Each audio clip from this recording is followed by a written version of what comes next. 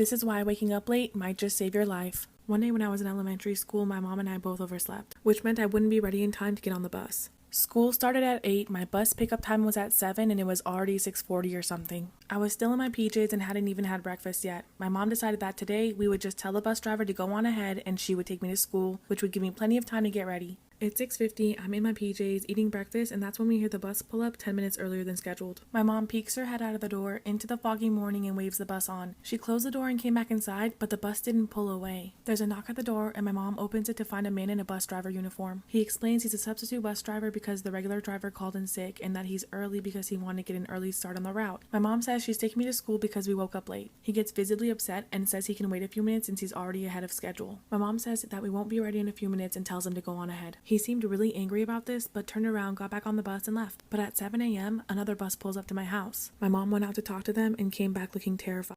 Part 2 of why sleeping in might just save your life. After talking to the bus driver, my mom came back looking terrified, but she didn't say anything about it and told me to finish getting ready for school. At the time, I didn't know what happened, but my mom would end up telling me a few years later. When she went to the second bus, she found out it was being driven by my regular driver and it was full of other kids that are usually on my route. By the way, the other bus was empty. My mom asked the driver about the substitute driver and about him calling in sick. He tells her that he never called in sick and there is no substitute driver on his route. The driver immediately called dispatch in a panic and told my mom to go inside and call the police and report this incident, which she did without me knowing at the time. There was absolutely no one doing my driver's route that day. Whoever this was most likely a kidnapper who had targeted me. I never heard anything about it again, not even if someone else had ended up being picked up by this mysterious fake bus driver. But chances are, had I gotten on that bus, I would never have made it to school or back home. And if we hadn't overslept on that specific day, I would have been on that bus.